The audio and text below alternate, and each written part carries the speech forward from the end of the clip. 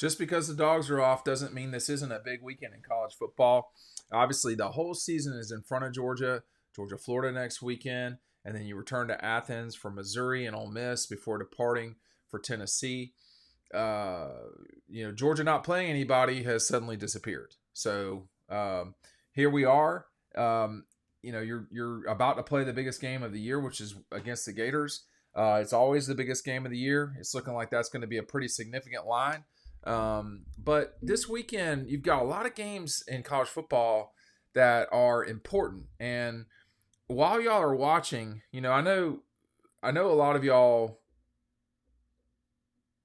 I know a lot of y'all watch more than just Georgia, and when you're watching, other teams play, there's stuff to look for, and this is a pretty good weekend of college football. And when you take into factor that Georgia is the undefeated number one team in the country, still the betting favorite to win the national championship. I don't know what's going on in Michigan right now. I mean, I'll have another video on that, but they're not real good at cheating. So there's that.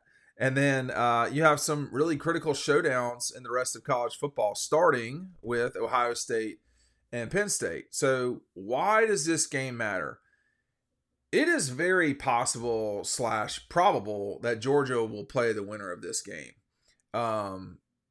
Let's just see how it goes. Probable may be a strong term, but Ohio State doesn't look as good as they did last year, but they are digging out wins. So the way they played against Maryland was bad, and they won that game by 21. But I cannot underscore how poorly they played in that game. It was not good.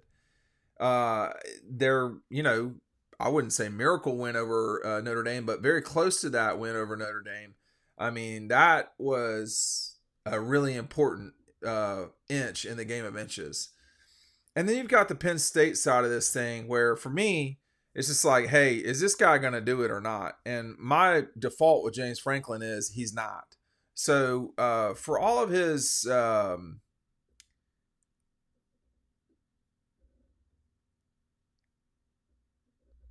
for all of the noise around James Franklin about how competent he is, he's pretty bad in these moments. So it's time for him to get going. They are 12-23 under James Franklin against ranked teams. That's bad. Like, that's not good. They're even worse, 4-14 against Michigan and Ohio State. They've managed to win the Big Ten. I don't know how with that, but it's time for James Franklin to do it. And I'm not impressed, generally speaking, by him. I know a lot of his antics in the SEC were not impressive by coaches in the SEC. Literally, you had people in the SEC wanting to, quote, break that fool or something like that, was what somebody said one time about him. And that was not Todd Grantham that told me that. But he had enough. People had enough of James Franklin over time. Well, then he moved on to Penn State. He's done a perfectly fine job. He's just not winning big games in any way. On the other side, you got Ryan Day, who this is going to sound bad, and I actually mean it as a compliment. He only loses big games. Like, he's not busy losing stupid games. He is going to lose to Georgia, barely. Michigan twice, and then I think he has two other random losses. I mean, like, the guy has been unbelievable. Clemson, he lost to, and Alabama. Are those his 5 losses? I mean, so, and then there's this discussion of this guy can't do it. I just don't know. I mean, what are you talking about? He's just not won the national championship yet. So, I don't even know. And then you've got, I'm going to do another video on this sometime. Michigan just doesn't know how to cheat. Like, they're just bad at it. Like, how can you be that bad at something you're doing?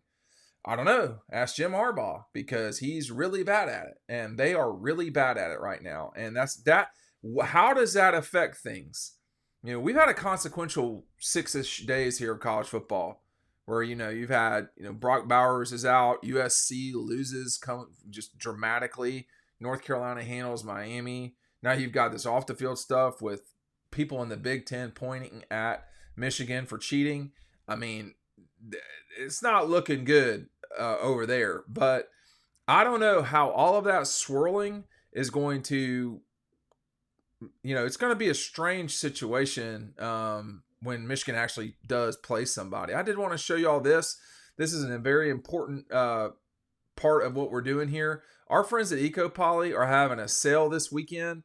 By the time you see this, this is going to be on Saturday. They're closing at 5, but they're opening their factory to everybody to come down to Eastman and, get 50% off some of these items. I mean, the rocker is one thing that they do, but the Adirondack rocker, this director chair that you can see these at Red Zone in Athens, our friends at EcoPoly are having a quote fall inventory closeout sale with up to 50% off.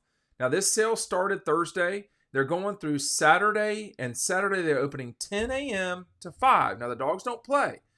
So listen, if you're in Atlanta, if you're in Savannah, if you're in Macon, if you're in Dublin or Augusta or even Columbus, it's not that far to get to Eastman. 105 Industrial Boulevard, Eastman, Georgia, 31023.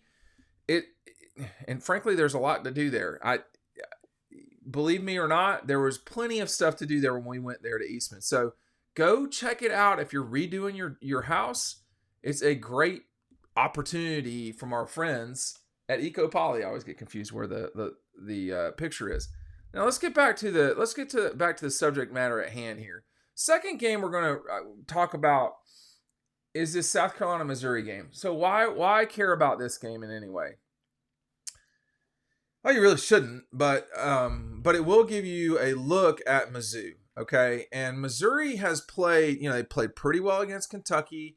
They didn't play well against Memphis. They didn't play well. I mean, there's games that Mizzou has not played well in, and that's not what you want. And now here's South Carolina about playing. I don't know that they're playing horribly, but they're losing, and they're 2-4. Their season is on the line. They are a 7-point dog in Middle Earth.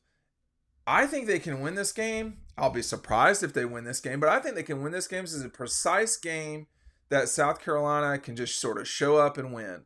Well, you're going to see Missouri in a couple of weeks. That's the game where, Georgia's going to come back from Jacksonville with a pretty thick slate.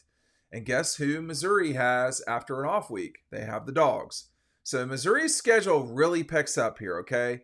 They didn't play hardly any. They barely beat Middle Tennessee. They had that awesome kick against Kansas State to win.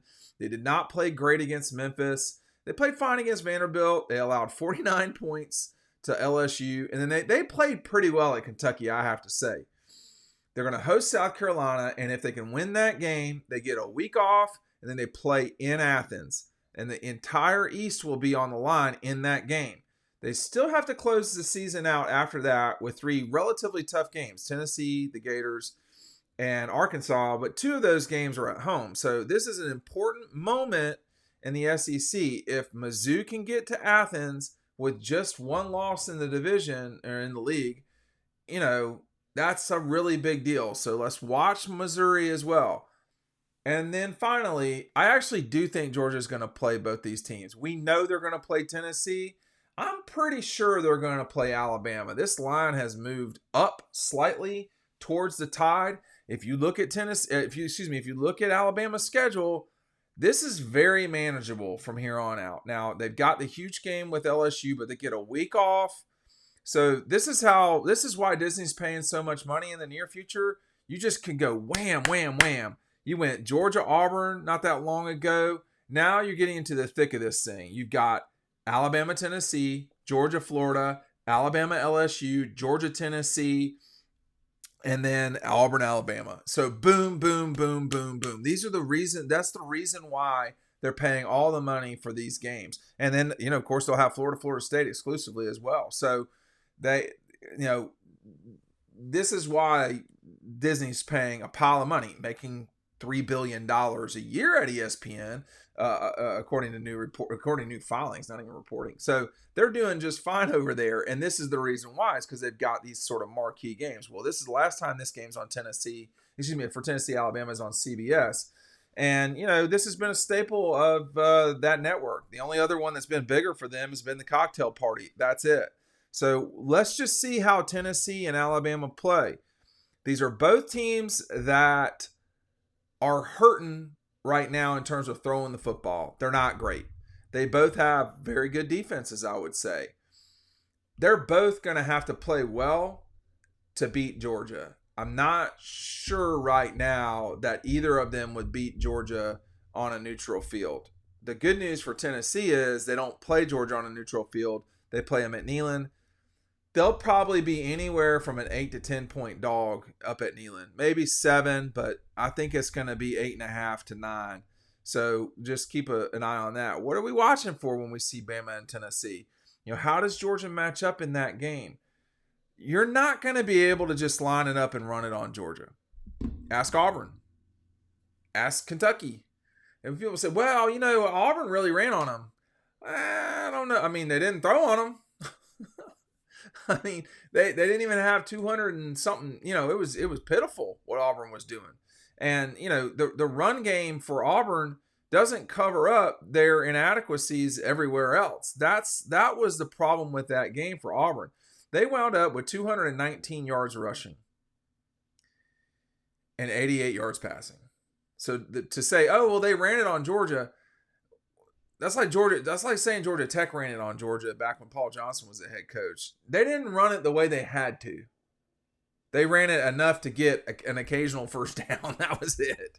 I mean, you can't do this, but if you take away Peyton Thorne's 61-yard run that set up a field goal, you're starting to scale back to the thing about 150 yards against Georgia rushing. And, it just, when you're not getting over 300 yards in an SEC football game, you're in real trouble. So I want to see what happens with Alabama and Tennessee when they're lining up against each other, thumping heads and playing in a phone booth, because this is going to be one of the last times that we see both Bama and Tennessee one of the last times we see an SEC game of consequence, and this is a game of consequence for sure, be lined up and playing in a phone booth. That's just not the way the SEC is anymore. And honestly, that's not the way a lot of football is played anymore. Even for our friends in the Big Ten, it's just not, played that way. Even Michigan doesn't play like that. So there's a lot to pay attention to. There's a lot to, there's a lot going on here this weekend. And I know it's final feelings.